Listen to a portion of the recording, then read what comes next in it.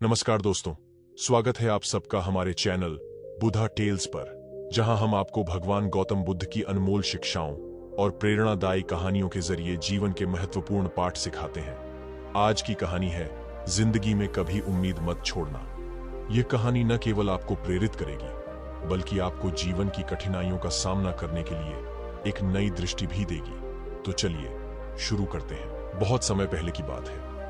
प्राचीन भारत के एक छोटे से गांव में एक युवक नामक आनंद रहता था। आनंद एक मेहनती और ईमानदार व्यक्ति था, लेकिन उसके जीवन में कठिनाइयों का अंत नहीं था।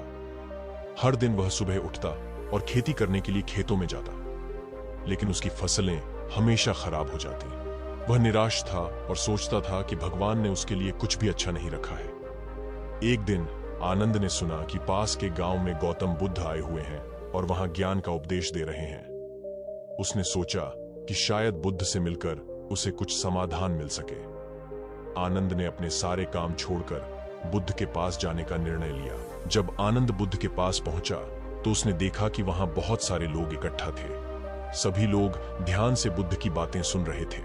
बुद्ध ने कहा, जीवन में हर किसी को कठिनाइयों का सामना करना पड़ता है, लेकिन हमें कभी भी उम्मीद नहीं छोड़नी चाहिए। उम्मीद ही हमें जीवन में आगे बढ़ने की प्रेरणा देती है। आनंद ने बुद्ध से पूछा, भगवान, मेरी जिंदगी में इतनी कठिनाइयां हैं कि मैं अब और सहन नहीं कर सकता। मैं क्या करूं?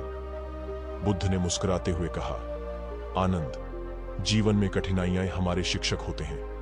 ये हमें मजबूत बनाते हैं और हमें हमारी छुपी हुई शक्तियों को पहचानने में मदद करते हैं। बुद्ध ने आनंद को एक कहानी सुनाई। एक बार की बात है, एक राजा था जिसे अपनी प्रजा की बहुत चिंता थी। एक दिन उसने अपने राज्य में घोषणा की कि जो भी व्यक्ति जीवन के सबसे कठिन सवालों का उत्तर दे सकेगा, उसे भारी इनाम दिया जाएगा। कई विद्वान और पंडित उस सवाल का उत्तर देने के लिए दरबार में आए, लेकिन कोई भी राजा को संतुष्ट नहीं कर सका। तब एक गरीब व्यक्ति ने दरबार में प्रवेश किया और कहा, महाराज, मुझे जीवन का सबसे कठिन सवाल का उत्तर पता है।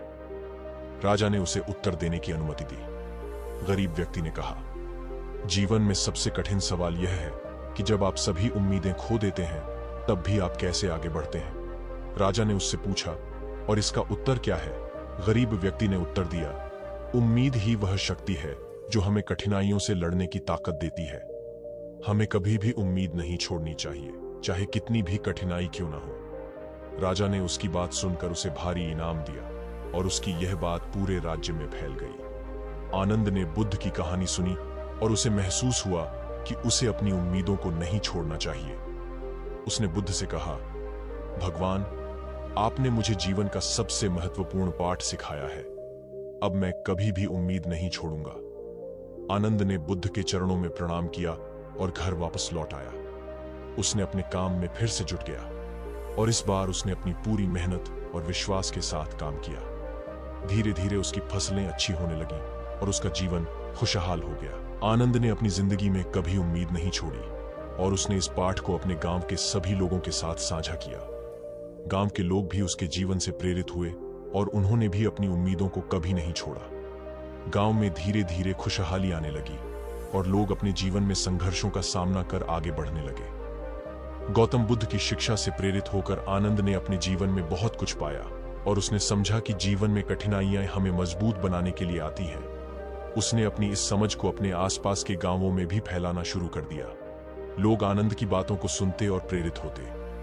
एक दिन आनंद ने अपने जीवन की सबसे बड़ी चुनौती का सामना किया। उसकी पत्नी, जो हमेशा उसके साथ खड़ी रहती थी, अचानक बीमार पड़ गई। आनंद ने बहुत प्रयास किए, लेकिन उसकी हालत में कोई सुधार नहीं हो रहा था। उसने अपनी उम्मीदों को मजबूत बनाए रखा और हर संभव प्रयास किया। अंततः उसकी पत्नी स्वस्थ हो गई और यह सब उसकी कभी न हार मानने वाली उम्मीद का परिणाम था।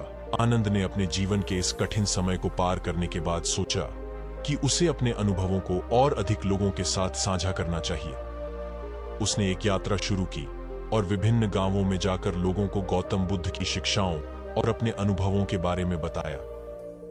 हर जगह उसे लोगों का प्यार और समर्थन मिला।